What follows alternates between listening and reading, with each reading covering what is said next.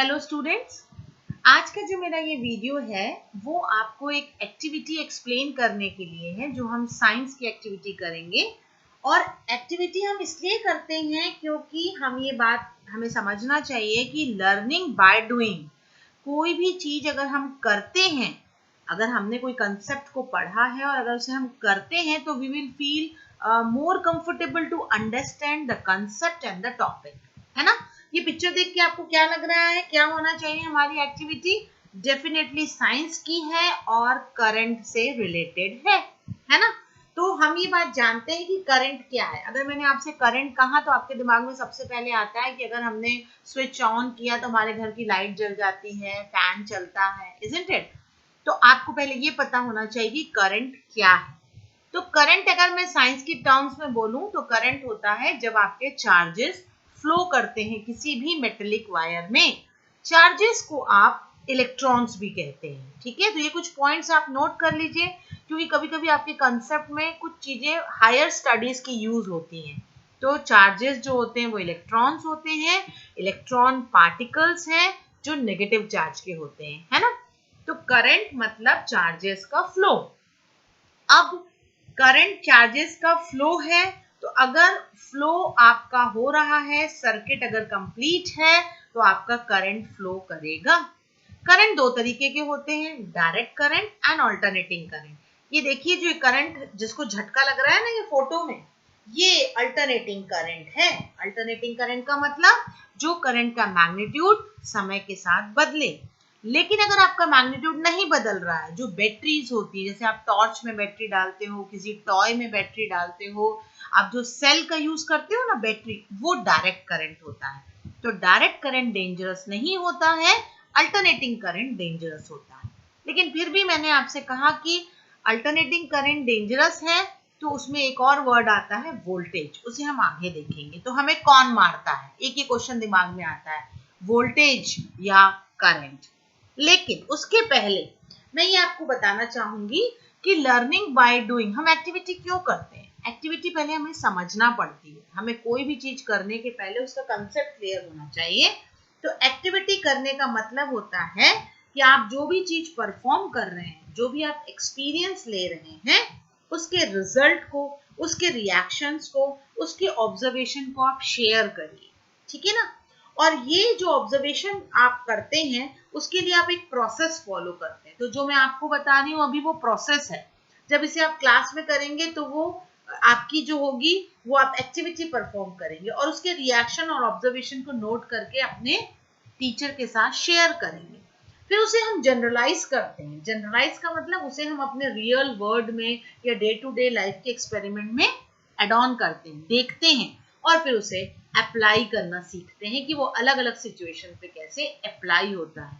तो जो activity based education होती है या लर्निंग बाय डूइंग होती है, ये सबसे अच्छा तरीका होता है किसी भी कंसेप्ट को क्लियर करने का। एक टीम एफर्ट भी लाती है। लर्निंग बाय डूइंग मतलब आपने कुछ चीजें सीखी, समझी, उसको क्लास में बैठ के आपने जब परफॉर्म किया तो एक टीम स्पिरिट में की क्वालिटी भी आपके अंदर आती है। तो आज की हमारी एक्टिविटी में हमें क्या क्या लगेगा, पहले हम वो देखेंगे। और एक्टिविटी काहे की है? एक्टिविटी है इलेक्ट्रिक करंट की। करंट का मैंने आपको सिंपल डेफिनेशन बताया, फ्लो ऑफ इलेक्ट्रिक चार्जेस, जो इलेक्ट्रॉन्स होते हैं या नेगेटिवली चार्ज पार्टिकल होते हैं। हमें एक सेल चाहिए है, एक बैटरी चाहिए है जो हमें घरों में मिल जाती है, एक छोटी सी एलईडी चाहिए या एक ऐसा वायर चाहिए जिसमें हम बल्ब कनेक्ट कर सकें और कनेक्टिंग वायर चाहिए। अब बल्ब कैसे जलेगा ये हमें देखना है परफॉर्म करते हुए।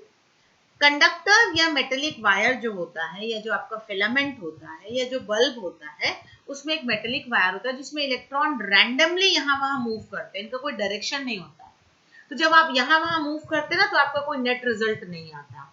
आप जब बाहर से एनर्जी प्रोवाइड करते हैं इस कंडक्टर को, इस मेटल को, बाहर से आपने ये वोल्टेज लगा दिया, देखिए बैटरी जो ये बाहर का वोल्टेज है ना, बाहर की एक एक्स्ट्रा एनर्जी, तो ये आपकी जो नेगेटिवली चार्ज इलेक्ट्रॉन्स हैं ये प्रॉपरली फ्लो करने लगेंगे पॉजिटिव ऑफ द बैटरी की तरफ, पॉजिटिव ऑफ द बैटरी की तरफ, टर्मिनल की तरफ, ठीक है। तो जैसे ही इलेक्ट्रॉन ने प्रॉपर डायरेक्शन लिया आपका करंट फ्लो होगा। तो आपको एक दूसरा लाइन मिलती है कि direction of current is opposite to the direction of flow of electrons. तो आपने बाहर से एनर्जी प्रोवाइड की, किसको प्रोवाइड की? एक मेटेलिक वायर को, जिसमें फ्री इलेक्ट्रॉन रेंडमली यहां वहां घूम रहे थे। ठीक है, जितने ज्यादा फ्री इलेक्ट्रॉन्स होंगे उतना ज्यादा वो फ्लो करेंगे, उतना ज्यादा करंट होगा। तो इलेक्ट्रिक करंट का जो मैग्नीट्यूड होता है वो किस पे डिपेंड करता है?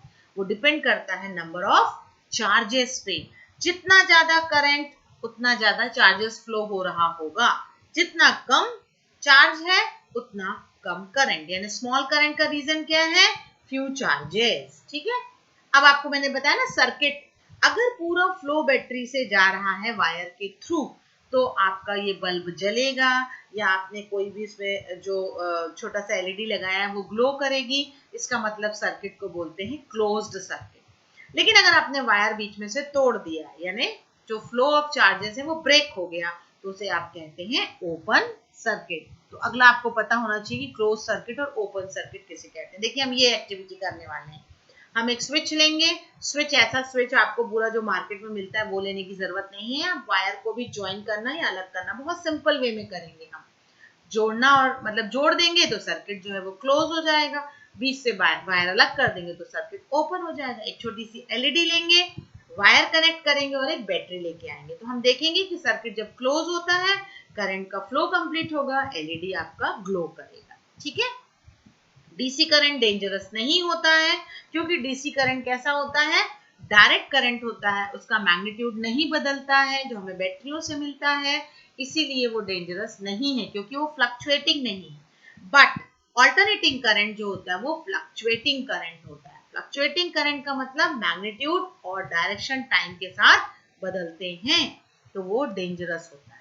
ये जो सिंबल है ये ऑल्टरनेटिंग करंट का सिंबल है जो हम घरों में यूज करते हैं, ये डायरेक्ट बैटरी का सिंबल है। ठीक है, अब आपके पास जो स्टडी की गई है वोल्टेज, जो मैंने बाहर से एनर्जी प्रोवाइड करी, और जो बाहर से एनर्जी प्रोवाइड करी जिसके कारण प्रॉपर इलेक्ट्रॉन्स फ्लो हो रहे थे, उसके कारण करंट हुआ है ना। तो करंट को मेजर करते हैं हम एम्पियर में। तो वोल्टेज का यूनिट वोल्ट, करंट का यूनिट एम्पियर, इन दोनों की स्टडी करी है ओम ने।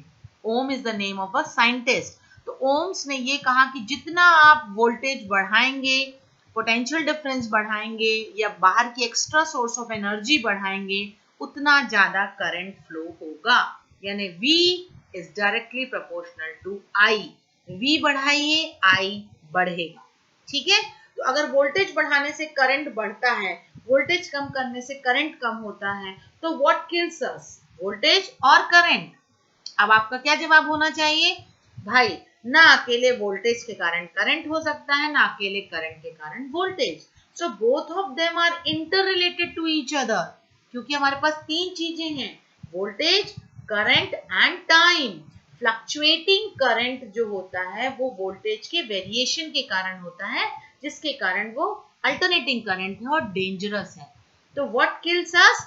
Actually the energy is what that kills you. Energy, जो एक्स्ट्रा एनर्जी आपको मिल जाती है ना, वो आपको किल करती है, मतलब आपके लिए डेंजरस होती है, ना अकेला वोल्टेज और ना अकेला करंट।